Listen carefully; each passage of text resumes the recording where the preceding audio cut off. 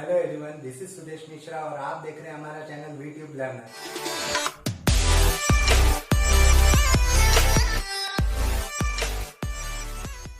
तो आज हम लेकर आ रहे हैं परम्यूटेशन और कॉम्बिनेशन। परम्यूटेशन और कॉम्बिनेशन को मैंने 5 पार्ट में डिवाइड किया हूँ। उसमें से आज सबसे पहला पार्ट है जिसमें हम देखेंगे काउंटिंग और फैक्टोरियल। तो काउंटिंग में एक्चुअल में है क्या? काउंटिंग में आ जाती है दो चीजें।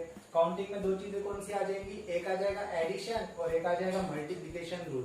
तो एडिशन रूल क्या होता है? तो एडिशन रूल में क्या होता है कि अगर और आ गया किसी क्वेश्चन में तो आपको क्या अप्लाई करना है? एडिशन। और अगर एंड आता है तो हम क्या यूज करेंगे? Multiplication rule. अब इसको समझना कैसे, तो एक एग्जाम्पल देखते हैं। मान लीजिए 3 शर्ट और 2 जैकेट है, ठीक है, और आपको मैंने बोला कि आपको कोई भी एक सिलेक्ट करना है। मतलब क्या हुआ कि आपको 3 शर्ट में से कोई भी एक सिलेक्ट करना है या तो 2 जैकेट में से एक सिलेक्ट करना है। तो अगर हम सिलेक्शन करेंगे तो कैसे करेंगे? मान लीजिए अगर मैं शर्ट सिलेक्ट कर रहा हूं तो शर्ट सिलेक्ट करने के लिए मैं क्या करूंगा? एक तो मैं S1 सिलेक्ट करूंगा, या तो मैं S2 सिलेक्ट करूंगा, या तो मैं S3 सिलेक्ट करूंगा। यू कैन सिलेक्ट S1 और S2 और S3। देखो यहाँ और आ रहा है। अगर मैं जैकेट में गया तो अगर मुझे जैकेट सिलेक्ट करना है तो हम जैकेट कैसे सिलेक्ट करेंगे? या तो हम जैकेट 1 सिलेक्ट करेंगे या तो जैकेट 2 सिलेक्ट करेंगे। आइदर वी सिलेक्ट जैकेट 1 और जैकेट 2। तो अगर शर्ट की बात आ रही है तो कितने शर्ट है? 3। तो 3 शर्ट को सिलेक्शन कितने वे में कर रहे हैं हम? 3 वेज में। और 2 जैकेट है तो 2 जैकेट को हम सिलेक्ट कितने वे में कर रहे हैं? 2 वेज में। तो टोटल वेज अगर मैं बोलूं कि मुझे कोई भी एक चीज सिलेक्ट करनी है तो मेरे टोटल वेज कितने हो गए? मेरे टोटल वेज हो गए 5। सो यहाँ पे क्या हो गया? यहाँ पे हमने कोई भी एक चीज सिलेक्ट की है। ये तो हो गया एडिशन रूल। अब हम आते हैं मल्टीप्लिकेशन रूल पे। तो अब आ जाते हैं हम मल्टीप्लिकेशन रूल में। मल्टीप्लिकेशन रूल में क्या होता है? अगर एंड आता है तो हम मल्टीप्लिकेशन रूल अप्लाई करते हैं। तो मल्टीप्लिकेशन रूल अप्लाई करते हैं मतलब क्या करते हैं, तो मैं उसके बारे में और थोड़ा डिटेल देता हूँ कि अगर किसी क्वेश्चन में 2 इवेंट आ रहे हैं जिसमें एक इवेंट दूसरे पे डिपेंडेंट है तो इस टाइम पे हमको क्या अप्लाई करना है? Multiplication rule. कैसे? तो हम एग्जाम्पल देखते हैं। एग्जाम्पल हमारा फिर से हम वही देखेंगे। हमारे पास थे 3 शर्ट और 2 जैकेट। अब क्वेश्चन चेंज हो जाएगा। क्वेश्चन क्या आ जाएगा? Select 1 shirt and 1 jacket. अब 1 शर्ट हो गया और 1 जैकेट भी आपको सिलेक्ट करना है। मतलब एक शर्ट के साथ एक जैकेट भी आपको सिलेक्ट करना है। मान लीजिए कि हम सबसे पहले शर्ट सिलेक्ट करेंगे। तो मैंने शर्ट S1 सिलेक्ट कर लिया। अब S1 सिलेक्ट कर लिया तो S1 के साथ मेरे पास 2 जैकेट के ऑप्शन आ गए। या तो मैं J1 सिलेक्ट करूंगा या तो मैं J2 सिलेक्ट करूंगा। ठीक है। अगर मैंने शर्ट 2 लिया मतलब S2 लिया तो इसके साथ भी मेरे पास 2 चॉइसेस ओपन हो रही है, दैट इज J1 और J2। अगर मैंने शर्ट S3 लिया तो मेरे पास फिर से 2 चॉइसेस आएंगी, J1 और J2। तो हर शर्ट के साथ आपको 2 चॉइसेस आ रही है। मतलब आपके टोटल कितने वेज हो गए सिलेक्शन के? 6। तो 6 वेज कौन से हो गए? एक तो हो गया S1 J1, दूसरा हो गया S1 J2, फिर हो गया S2 J1, फिर हो गया S2 J2, फिर हो गया S3 J1 एंड लास्ट में S3 J2। मतलब सीधे सीधे आपको हर एक शर्ट के साथ 2 चॉइसेस हो रही है जैकेट की। तो आपकी टोटल चॉइसेस कितनी हो गई? 6। तो मैं बोलूंगा भाई 6 वेज हो गए मेरे शर्ट और जैकेट सिलेक्ट करने के। तो you can select 1 shirt and 1 jacket in total 6 ways. तो ये हो गया एडिशन और मल्टीप्लिकेशन। फिर भी आपको थोड़ा समझ में नहीं आ रहा तो हम एक और एग्जांपल लेते हैं। अब आप स्क्रीन पे देख रहे होंगे कि थोड़े स्टार्स दिख रहे हैं। आपको बताना है कि उसमें टोटल स्टार्स कितने हैं। तो अब यहाँ आप क्या करेंगे? आप सीधे सीधे रोज और कॉलम काउंट करेंगे। तो अगर आप देख रहे होंगे तो वहां टोटल रोज कितनी है? 4 और टोटल कॉलम्स कितने हैं? 5। मतलब हम लिखेंगे क्या? There are 4 rows and 5 columns. बीच में अब एंड आ गया है तो एंड आ गया तो हम क्या यूज करते हैं? Multiplication rule. तो हमने सीधे सीधे क्या कर दिया? 4 रोज को 5 कॉलम से मल्टीप्लाई कर दिया तो हमको क्या मिल गया? Total number of stars that is 20। एक और एग्जांपल लेते हैं। मान लीजिए 8 बॉयज है और 11 गर्ल्स है। मैंने आपको क्वेश्चन पूछा कि आपको एक गर्ल या फिर एक बॉय चुनना है एज अ रिप्रेजेंटेटिव। तो अब क्या हो गया? You can select a girl और a boy as a representative. अब और आ गया है तो अगर मैं बॉय को सिलेक्ट करूं एज अ रिप्रेजेंटेटिव तो मेरे पास टोटल वे कितने हो गए, 8 वेज हो गए मेरे को एक बॉय सिलेक्ट करने के लिए। बट अगर मैं गर्ल देखूं तो गर्ल में सिलेक्ट करना है तो टोटल वेज कितने हो गए, 11।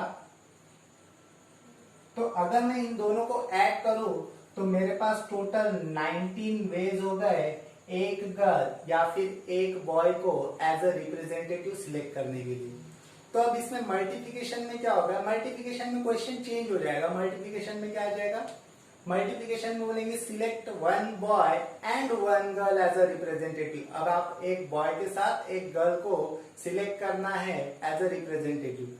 तो अब बॉय को सिलेक्ट करूंगा तो टोटल बॉयज कितने थे, 8। अब एंड आ गया तो हम क्या यूज करते हैं, मल्टीप्लिकेशन रूल। तो 8 इंटू कर देंगे हम यहाँ पे 11, तो आंसर आ जाएगा हमारा 88। तो टोटल 88 वेज आ गए एक गर्ल और एक बॉय को सिलेक्ट करने के। फैक्टोरियल में ज्यादा टेंशन लेने की बात है नहीं। फैक्टोरियल एक्चुअल में होता है क्या, मैं आपको दिखा देता हूँ। फॉर एग्जाम्पल मान लीजिए मेरे पास नंबर है n, तो n नंबर है तो मुझे अगर फैक्टोरियल लिखना है तो दो वे में मैं उसको लिख सकता हूँ। जनरली हम दूसरा वाला वे ज्यादा यूज करते हैं, ठीक है। तो n फैक्टोरियल एक्चुअल में होता क्या है, तो एक सिंपल सा बुक में आपको डेफिनेशन दिया होगा, मैं वही उसी को रिपीट करता हूँ कि उसमें क्या लिखा है कि n से लेकर 1 तक जितने भी इंटीजर्स होंगे आपको सबको क्या करना है, मल्टीप्लाई करना है। अब n से लेकर 1 तक कैसे मल्टीप्लाई करेंगे, तो देख लीजिए n इंटू हमने किया n-1, देन फिर मल्टीप्लाई किया n-2, ऐसे ही हम मल्टीप्लाई करते गए कहां तक, 1 तक। तो इसका एक एग्जांपल देख लेते हैं। मान लीजिए अगर मैंने लिखा हूं 5 फैक्टोरियल, तो 5 फैक्टोरियल को हम लिखेंगे कैसे, तो मुझे 5 से लेकर 1 तक क्या करना है, हर एक नंबर को मल्टीप्लाई करते हुए जाना है। 5 फैक्टोरियल है तो 5 फैक्टोरियल को हम कैसे लिखेंगे, 5 इंटू 4 इंटू 3 इंटू 2 इंटू 1। तो इसकी जो वैल्यू आएंगी वो कितनी आएंगी, 120। तो ये जो 120 है, ये 120 क्या है, हमारी 5 फैक्टोरियल की वैल्यू। सेम ऐसे आपको 0 फैक्टोरियल से लेके 10 फैक्टोरियल तक सबकी वैल्यू आपको लर्न करनी है। तो आपको एक बार स्क्रीन पे दिख जाएगा 0 से लेकर 10 तक फैक्टोरियल जितने भी है उनकी वैल्यू। तो देखो 0 फैक्टोरियल की वैल्यू आती है 1, उसमें फिर 1 फैक्टोरियल की वैल्यू दी है 1, उसके बाद 2 factorial 2, 3 factorial 6, 4 factorial 24, 5 factorial 120, 6 factorial 720, 7 factorial 5040। अब थोड़ी मुश्किल बढ़ जाती है, 8 फैक्टोरियल आ जाएगा आपका 40320, 9 फैक्टोरियल और मुश्किल है 362880, मैंने तो लर्न करके रखा था। और लास्ट वाला है 3628800, जो सबसे आसान है। तो आपको 0 फैक्टोरियल से लेकर 10 फैक्टोरियल तक सारी वैल्यू लर्न करनी है। क्यों करनी है, क्योंकि अगर आपको परम्यूटेशन कॉम्बिनेशन थोड़ा जल्दी सॉल्व करना है तो आपको ये सारी वैल्यू लर्न होनी चाहिए, ठीक है। तो अब उसमें फैक्टोरियल को एक और वे में हम लिख सकते हैं, जैसे कि आप देख सकते हैं यहाँ पे 7 फैक्टोरियल दिया है। 7 फैक्टोरियल को हम लिखेंगे कैसे, तो मैं 7 से लेकर 1 तक सारे नंबर को मैंने मल्टीप्लाई कर दिया।